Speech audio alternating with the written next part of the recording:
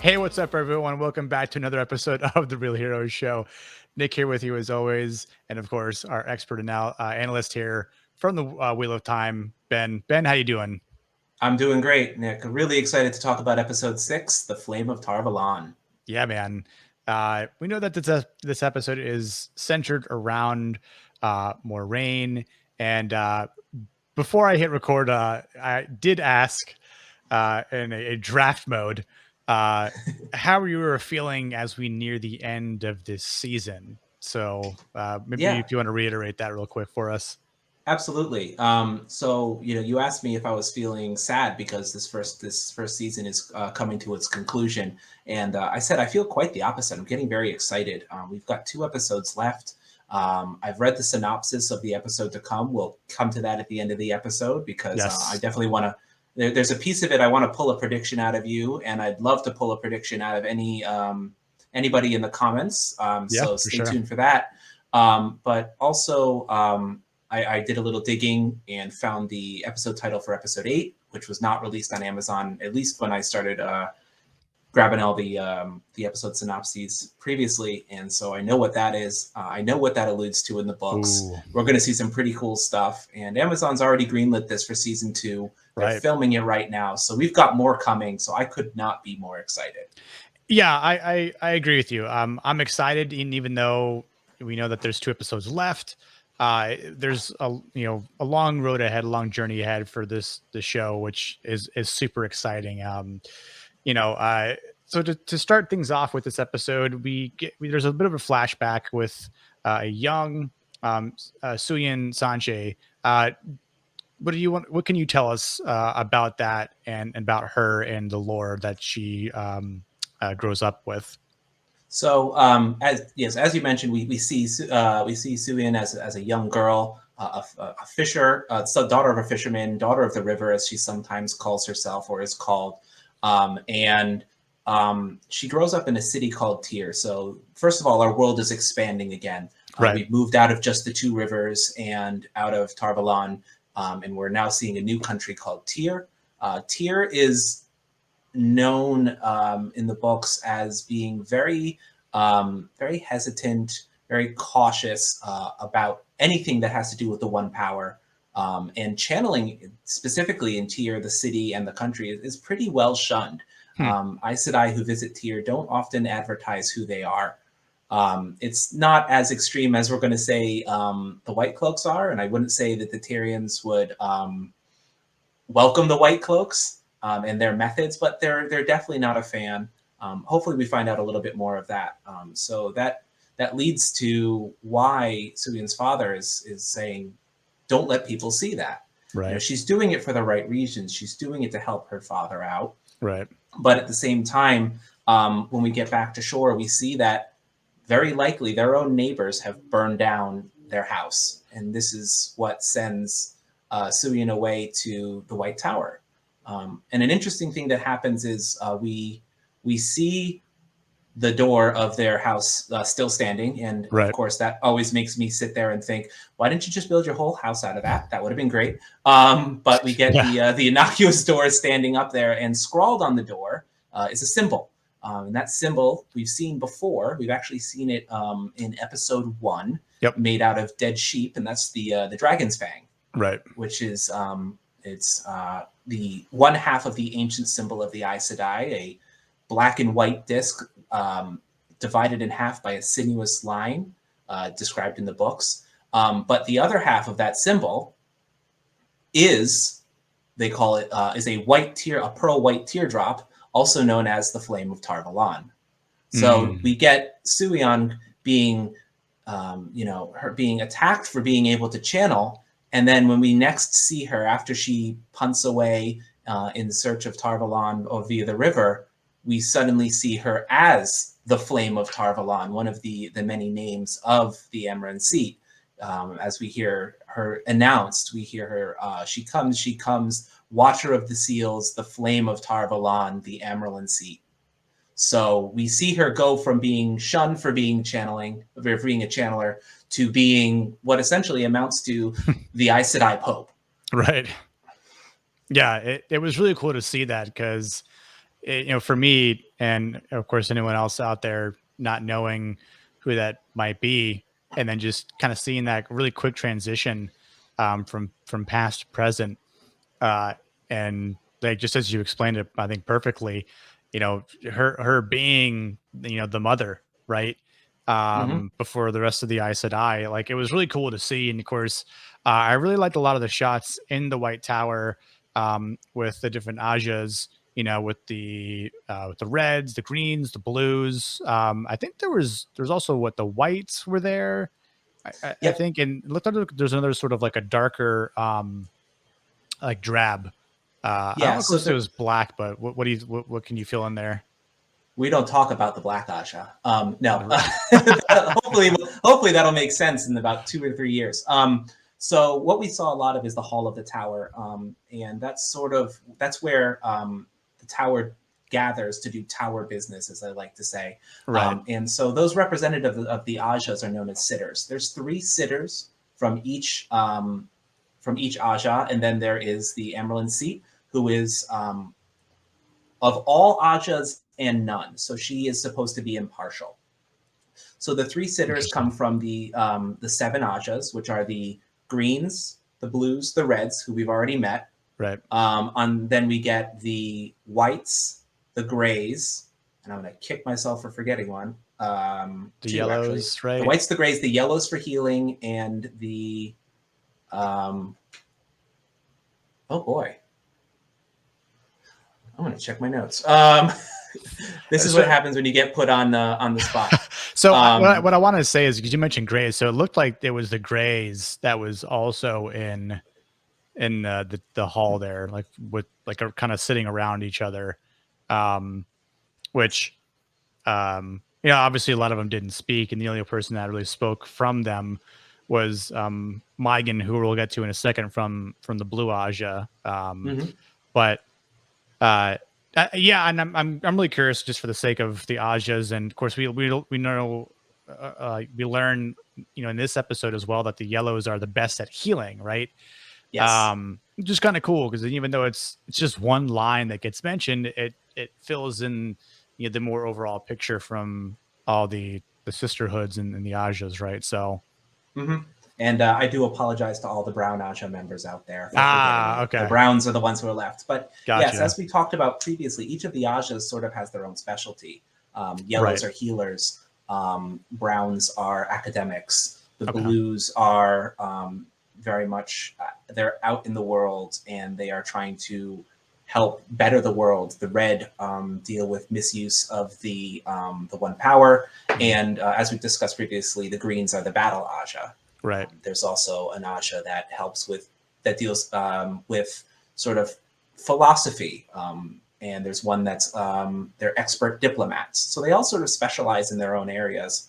But a really interesting thing is how they even within the White Tower, it's not one voice. right, It's a lot of competing voices and a lot of competing viewpoints on how to do things. And one last thing, I just want to hit this before I yeah, forget. When we see Suian in the books, the Aes Sedai they don't wear orange uniforms like they do in the show.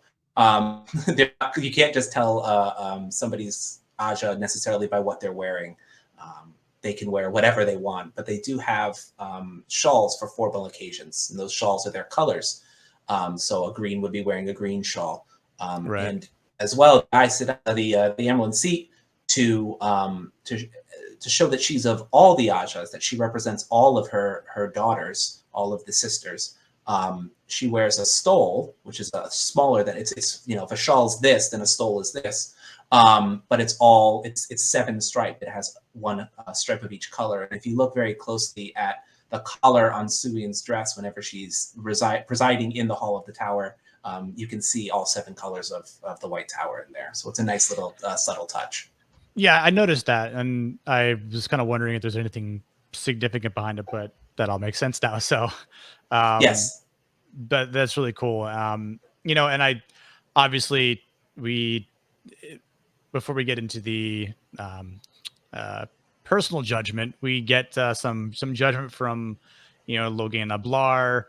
Hmm. Which, when he is presented before Suyin, like he kind of talks smack to her, right? And in the presence of everyone else, all the other Aes Sedai, and I'm like, this dude's got hella balls, even though he was Yeah, just gentled by them.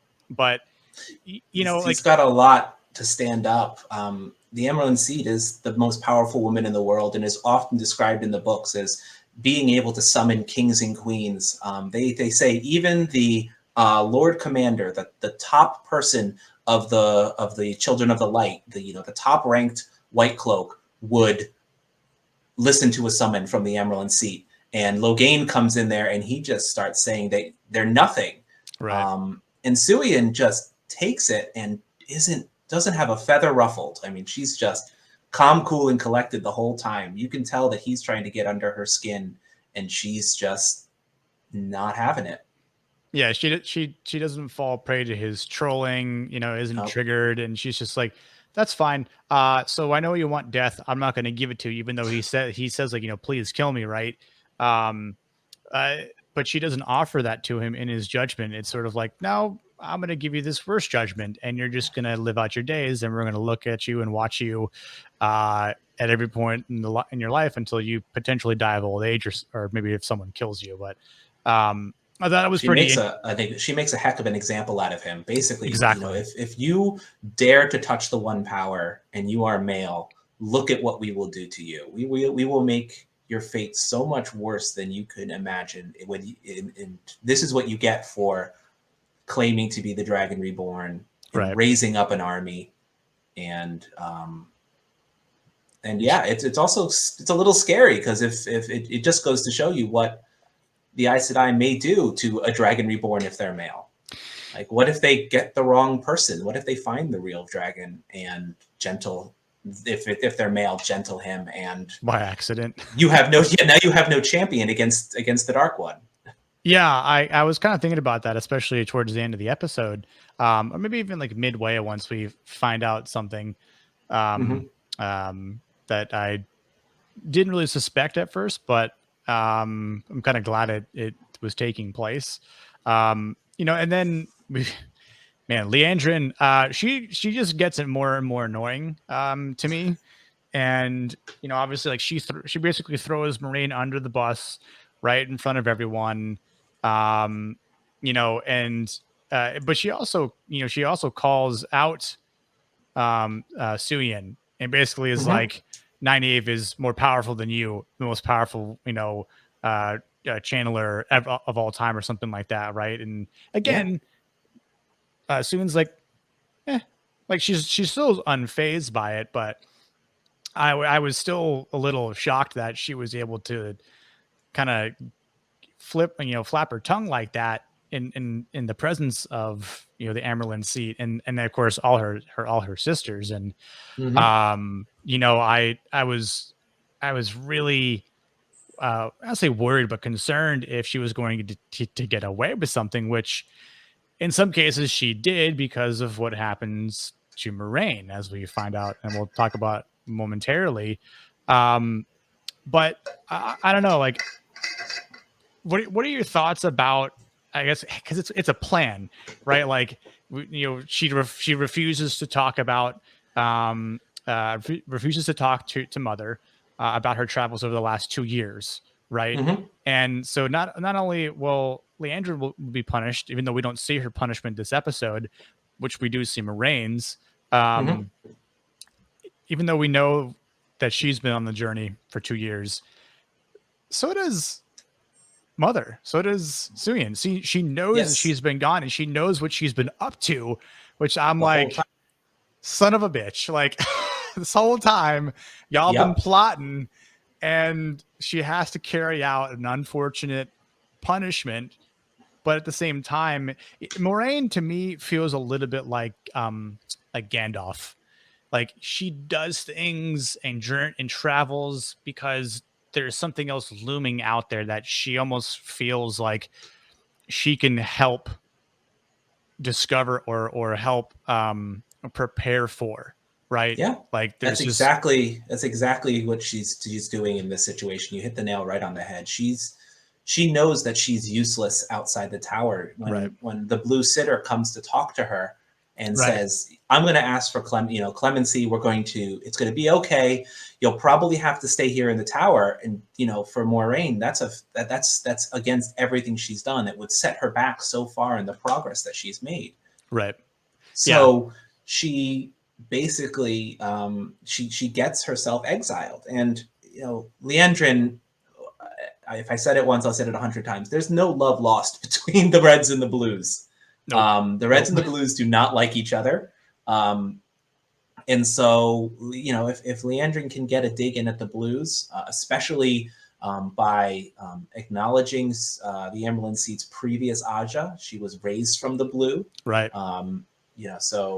That's generally very taboo. You could hear the rest of the hall go sort of gasp and be back by saying, you're questioning her loyalties based on what she did. It's, kind of like, somebody gets traded from the Red Sox to the Yankees, and then, they strike out in their first at bat, and somebody in the dugout goes, I bet you did that on purpose because we're playing your old team. You want to screw us. Right. It's like, it's that same thing. It's like, no, that's my past. This is my present kind of thing. And how dare you call into question my motives? Right. Exactly. Leandrin, I don't think, did herself any favors in her own punishment there. No, not at all. Which I'm curious to see, and I don't know if she does get punished, but I'll be kind of curious to see what ends up happening for her. But Definitely. I want to ask something in just a second. Sure. But I think I asked last week. I'm like, what is that picture on the wall that Moraine looks at, right? And I got that answer. We got that answer. Yes, we did. We got that I'm answer because I was just as in the dark as you. So I legitimately, when I said last week I thought it was a wall chest, I thought it was a wall chest. It did look like that though, like it was safe or something, but it was a freaking portal. So yeah, it's like so we start getting introduced to some really cool concepts. I'm going to my notes right now because I have to start reading some things off. Sure. So we get introduced to the idea of what's known as the ter'angreal. There are devices in the world that use the one power. Sometimes they require the one power to work, but they function using the one power. And my guess is that set of pictures are a matched pair of ter'angreal. They are meant to work together, and when channeled, take the users, the channelers, when channeled into, take the channelers to a place from the books known as the World of Dreams, or in the Old Tongue. And this is for all of our watchers and listeners out there. Take me to ask in the comments. It's fine. This is we haven't heard the word on screen yet, so this is only my head reading. Teleron Riyadh, which is the Old Tongue for the World of Dream, or the World of Dreamers. And it's it exists parallel to reflecting, but is not part of the world we've seen so far. It's the World of Dreams, and in there you can find places to sort of hide away and communicate, and it looks like that's what happened. It looks like, frankly, they were in Suian's cabin from when she was a child. Why would they have gathered there? Probably for safety, for privacy, just in case somebody else who could touch the World of Dreams, be it through a ter'angreal, be it in other mysterious ways, or just from dreaming. Regular people can dream themselves into the World of Dreams very briefly. They wouldn't be seen. It's a spot that is meaningful only to Suian and therefore Moraine. And we also find out a little bit more, not only about their planning, but their relationship, which is not an uncommon thing. So now we're going to, dear listeners, now we're going to have two straight white cisgender dudes talk about same-sex relationships in the Wheel of Time. Right. So this is everything I'm about to say comes straight out of the books. There is this is actually a book. This is a piece of the book lore. It was called out that when they were younger, when they were novices and accepted, the two, I'm not going to call them their ranks, but when somebody goes to the White Tower, when a woman comes to the White Tower, she's written into the Book of Novices and becomes a novice. As she progresses along, she becomes accepted. And then once she has completed her studies as an accepted, she becomes an Aes Sedai. So we've heard Leandrin talking about getting Nynaeve's name into the Book of Novices. Right. They really want to get her as a novice. But there's no preset time. It's not like going to high school. You don't put in 4 years in junior high and then become a high schooler and then put in your high school and congratulations, you're an Aes Sedai. It has to do with one's control of the power. It has to do with one's demeanor, their strength. So people who come in as girls can spend 10, 15 years as a novice, 8 to 10 years as an accepted. And so they develop this is a book term, pillow friendships. And those are friends that are a little bit more than friends. Right. It is not limited to just women in the White Tower who are attracted to the same gender under normal circumstances. It is, straight women just needing to scratch an itch or have somebody to cry on their shoulder when they're having a bad day. And so in the books, yes, Moraine and Suyin were pillow friends as novices and accepted. They, from what I understand, or what I remember of the books, they ended it when they became Aes Sedai, as most of those relationships do end. So this is a bit of a change from the books. I don't think it's necessarily a bad one. I love its normalcy, its inclusiveness, the representation that we've seen so far.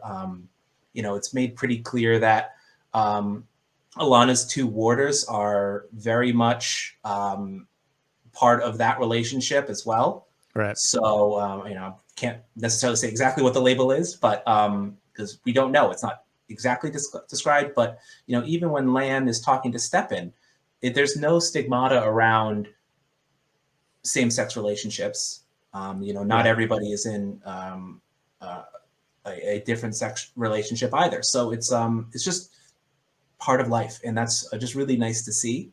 But it also gives us a great way to find out that yes, Suyin and Moraine do hold secrets from the rest of the world, and some of it is their relationship, and some of it is this search for so long, for 20 years, for the Dragon Reborn.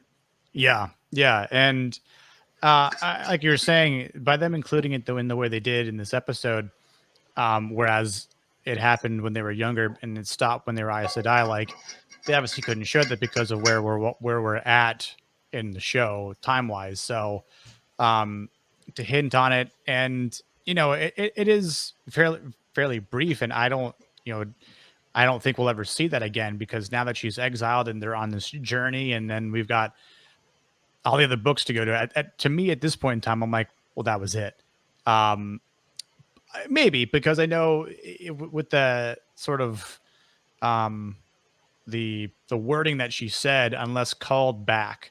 So I'm thinking if Suyin just calls her back, then she's not exiled anymore. But I'm like, there's going to be a right time and a right moment for that to happen if necessary. So I'm not counting it out, but at this point, who knows when? Well, maybe you do, but well, I don't, because that Moraine's exile is completely new to the show. So this is uncharted territory for book readers. Yes. Moraine is often talked about as never spending a lot of time in the tower, and she frankly doesn't in the book series. She sort of zips in and out rather quickly. But so this is all uncharted territory. I have some ideas. Will she get called back when she discovers the Dragon Reborn and can sort of bring him before the Emerald seat to be guided or enrolled as an Aes Sedai? It's going to be very interesting. And getting back to your point about this oath that Moraine swears, that is also new as part of her exile, but it introduces us to another ter'angreal, which is the Oath Rod. Right. So that what Moraine just said, that is bound into her. It's like written on her bones. It's the same way that the Aes Sedai swear their three oaths. Okay. To not tell a lie, to not kill anybody except to not attack anybody who's not affiliated with a shadow, or in the extreme defense of her warder or herself, that sort of thing. Right. The reason they do that is not, again, it's actually described as well when they're talking with Logain. It's not those laws don't exist for the Aes Sedai. They exist for the people in the world to help them trust the Aes Sedai. Right.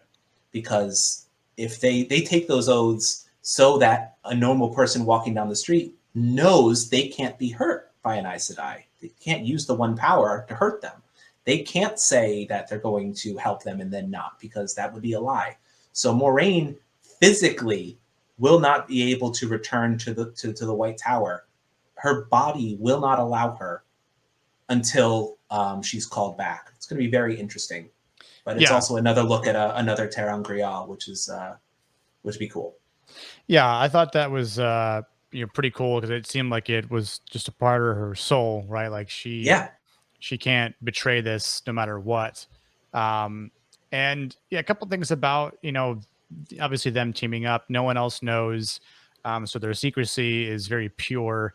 And I know that Moraine was proposing, well, what if Guitarra's vision is wrong, right? Like, and Mm-hmm. what if the dragon is split, because there's this talk about the multi-headed dragon, right? So it's Mm-hmm. more of like an analogy, but it makes sense. And then Suyon says that she's been having dreams of the Dark One at the Eye of the World, and which again, like, just the imagination of what this all means is really cool.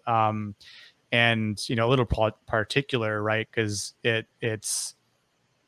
for me, it reminds me of, like, if Sauron recovers the One Ring, like, what happens?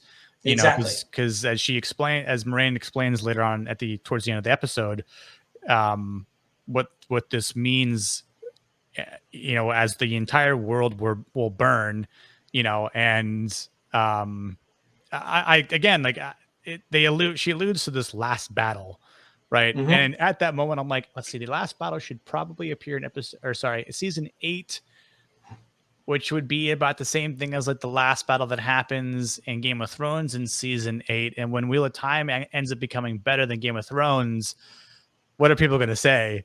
Like, Wheel of Time is greater than Game of Thrones? Like, probably. And I'm okay with that, because this Mm-hmm. this has been, like, a spectacular season so far. But I think the comparisons are definitely going to be there, yeah, and I think we won't know which series is going to be more acclaimed until we get we to get the to that end. point, Hopefully, we right? get to the end. Hopefully, we get to the Yeah, end. hopefully. Knock on wood. But I think at some point there are going to be people who think that Game of Thrones is better, and there are going to be people who think that Wheel of Time is better, and they're both going to have equally valid arguments because they speak to different people in different For ways. sure. Yeah.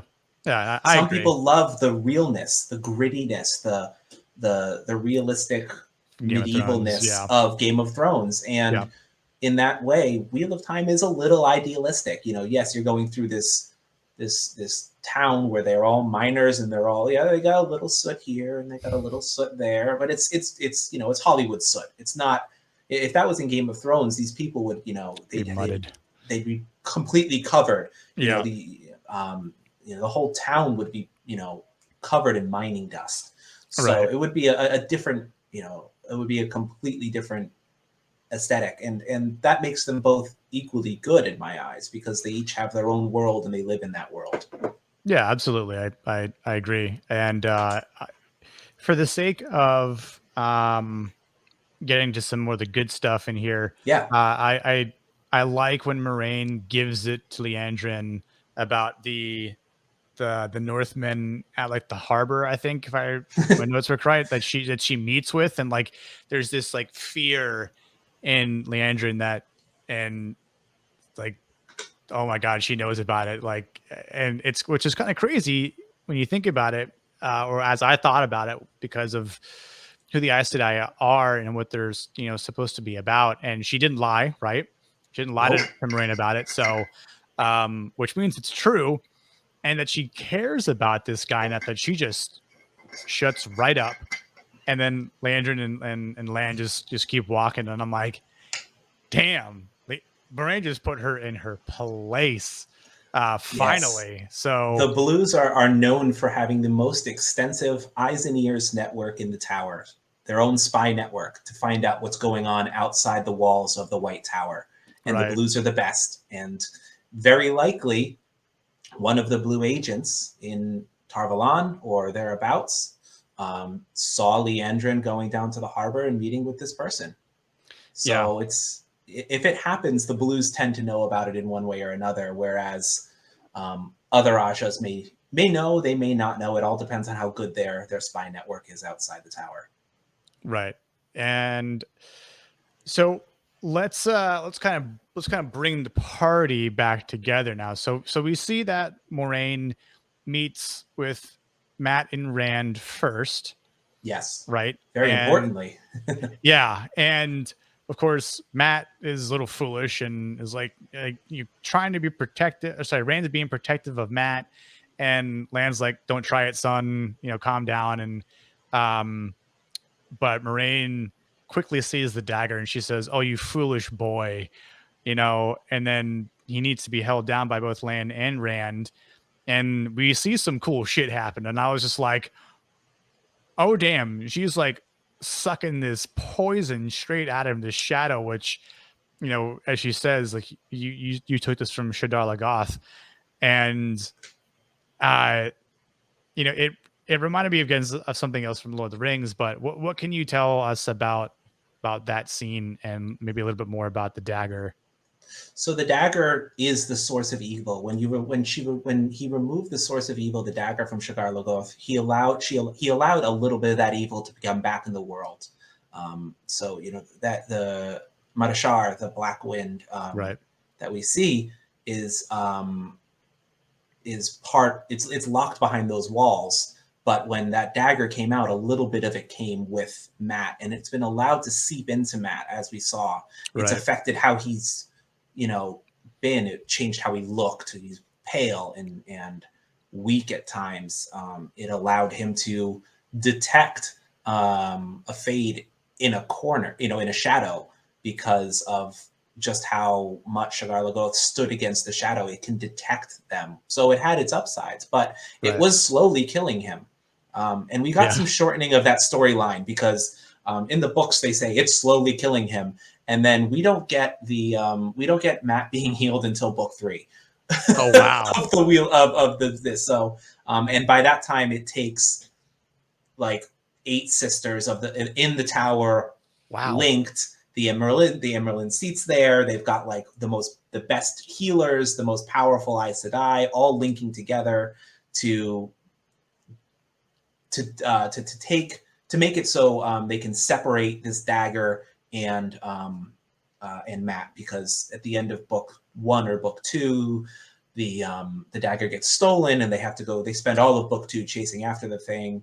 Um, so it's and then he eventually gets healed in book 3 completely. So Hmm. that's a bit of a shortening, but I can't say I'm not too torn up about that. Okay. Matt and company running around the countryside trying to chase down a dagger is not one of the best parts of the Great Hunt. So Gotcha. I'm a pretty big fan of that. Yeah, so I was gonna say it almost seems like they downplayed it, but maybe it was for the best and like maybe a better adaptation for a show like this. And do you think we'll see the dagger again? Because it's one of those things in showbiz where it was covered, but we don't really see what happens to it afterward. So after Matt is healed of it, then of the evil from the dagger, it does end up having a life beyond Matt in the books. So I Okay. wouldn't be surprised if we keep seeing it if it pops up again at some point. Yeah, that'd be interesting. I mean, I'd Mm-hmm. be curious as to whose hands it falls into and what effect that has.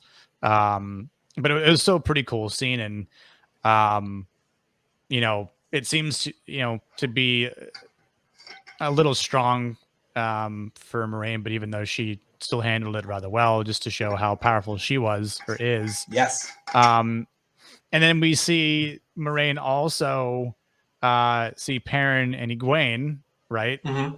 But when she's like, "Oh, Matt and Rand aren't here, but I'll let you know when they are, and I know that they're alive," and I'm like, why is she just hiding this from them? Like she could have just said, "Look, they're here, but I can't have you see them yet because I need you guys to stay separated because it'll be easier to hide you here when we need to leave." Like Moraine does things by Moraine's rules, and you for will sure. notice she never lied to Egwene or Perrin. That is true. I'm like it's the Obi-Wan Kenobi route. What I told you is true from a certain point of view. Like It's they aren't everything.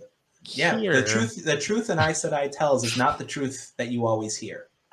Right, right. Yeah, So I'm yeah, beginning she to learn doesn't a little speak bit a word more. that isn't true. But yes, that's very interesting. And Egwene brings back the rings from Valda to Moraine, Yep. which is a bit of a closure there on the terrible things that happened to the Aes Sedai. So we get that closing, and um, we you know Egwene looks to Moraine and says, "But Perrin's eyes, they were gold. They were gold like a wolf." And looks to her for some guidance. And once again, Moraine is doing things on Moraine's terms and says, Right. there are some things that happen, and we just have the wheel. The wheel weaves as the wheel wills. Yep.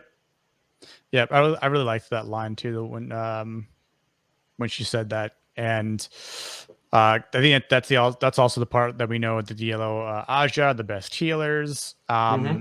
And after that, Moraine brings uh, Egwene to the White Hall, and then of course Lan brings Nynaeve before them, and then uh, Moraine brings both of them in front of Suyin, Yes. and that was a pretty cool scene. Nynaeve has some sass before her again, and again just to kind of show um, how strong-willed Suyin is, and again, like just nothing tilts her, No. at She's an all. excellent foil for Nynaeve and Nynaeve's distrust of Aes Sedai, Yeah, and almost her distrust in herself, because she never trusted Aes Sedai, and Aes Sedai are associated with the power. And then all of a sudden, Nynaeve is one of the most powerful channelers that these women have ever seen.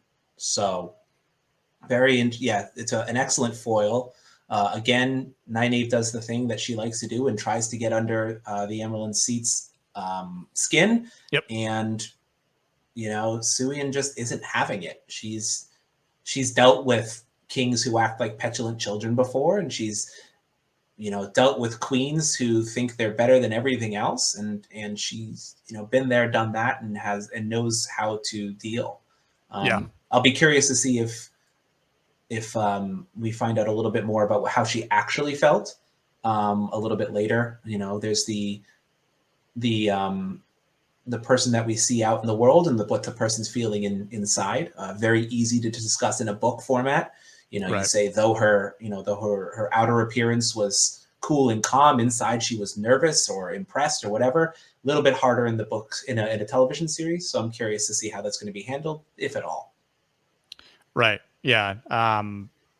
And a lot of the times, and I mentioned this to you, a lot of the times that I'm watching this, I'm always going, was that in the books? Was that in the books? Was that changed? Right. And um, not to say that it takes away from my enjoyment of it all, but Mm-hmm. it is always interesting to see what does get changed, as we sort of discussed this episode and prior episodes. But um, when we get the full reunion with some help from From Loyal, everybody's Loyal, favorite yeah, Ogier. yeah, and which I was like, what is she going to help, or how is he going to help her, and in what manner, Mm-hmm. which we find out, right at the end, because everyone rides up, and we see the five of them with Lan and Moraine, and right as the background of our image here on this video, there's this structure, The and waves. Yeah, and a little bit. So we learned a little bit more about the ways, and Loyal has this description which sounded really cool, and then Moraine's like, yeah, yeah, yeah. It's like a way to travel, the fastest way to travel on foot. Like, Yeah, and both are equally true. right? Yeah, it just But Loyal is always going to give you, you know, not only the description of what it is, but the entire history of it. right. That's an Ogier trait. They're always going to give you the whole backstory when a human would give you a 3-word answer. Yeah, exactly. Uh, and she tells them where they're going. To the eye of the world. Right, with the job that needs to be done by one of them, but she's very ambiguous, about the ones who may not be the dragon. Well, Um, we know because we we know what she and Suian think. right, right, and it's like, well, they might die, or anyone that comes between the dragon and the dark one will die.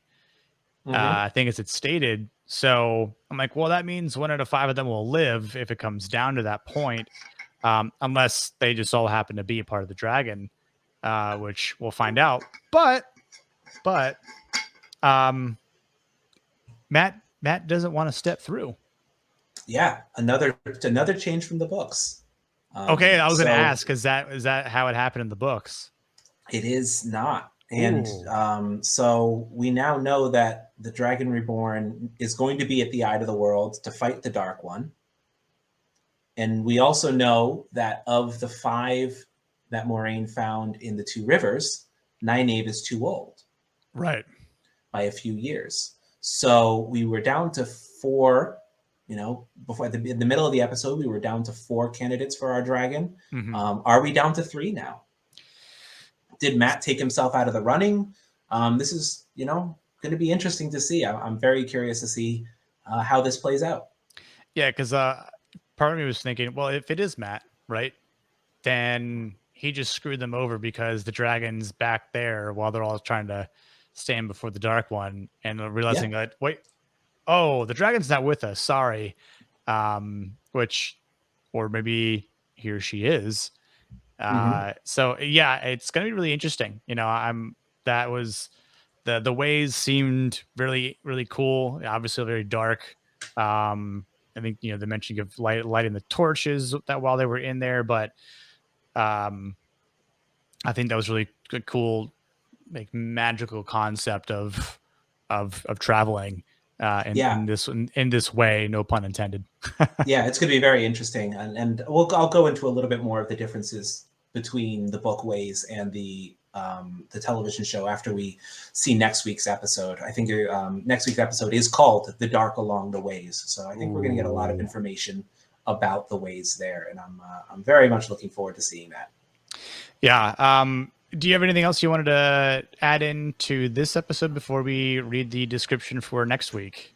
No, we've covered everything. All So right. next week, episode 7, "The Dark Along the Ways," our penultimate episode.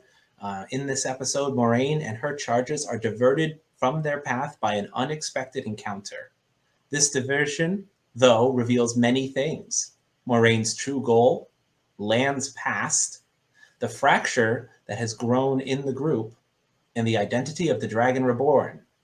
So, Nick, my question for you and for all of our viewers and listeners in the comments right below after you've liked this video, subscribe to the channel to see if you're right or wrong, Yes, indeed. is who is the Dragon Reborn?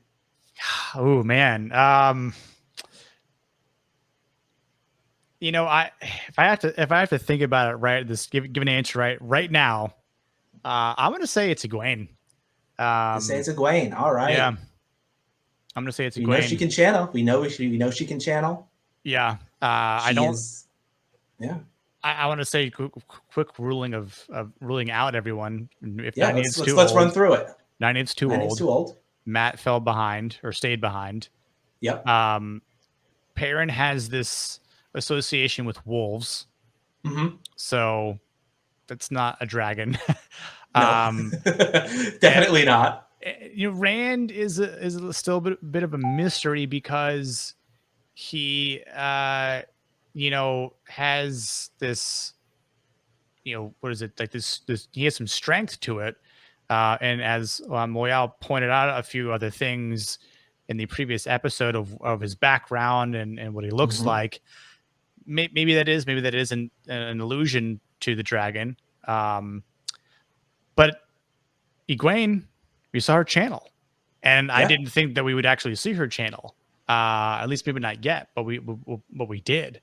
So it's like there's more than meets the eye, and she fits the age. So I'm gonna go with Egwene for now.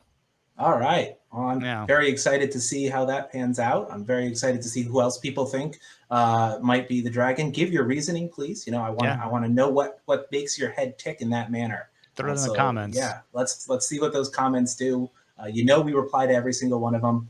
Yep. I definitely want to see that. And do you want to read the season finale title? Oh, absolutely. And the season finale is The Eye of the World. All right. Makes sense. Makes sense. So, Fitting. will we see it next episode? I'm going to guess not, but I think we get to find out about the Eye of the World and what exactly happens there, and you know, in our on our final episode of the season. So very excited. I can't say it enough. I know I'm using that word a lot, but I'm really, really jazzed to see what's happening. Yeah. Book readers, no spoilers, please. We all know what the books are saying. We don't know Right. if the show is going to be the same as the book. Let's do our best to let people who are coming to this green field experience it just like you experienced what happened in the books, without having any ideas, because Yes. there's a lot of joy in that. So let's be cool. No spoilers, please. Let's hear your predictions, and the dark along the ways. We're going to find out a lot of stuff. Land's past. Where does Land come from? Does he grow on a tree with other warders and just pop off, knowing how to attack people with swords? We don't know. Right. Yeah.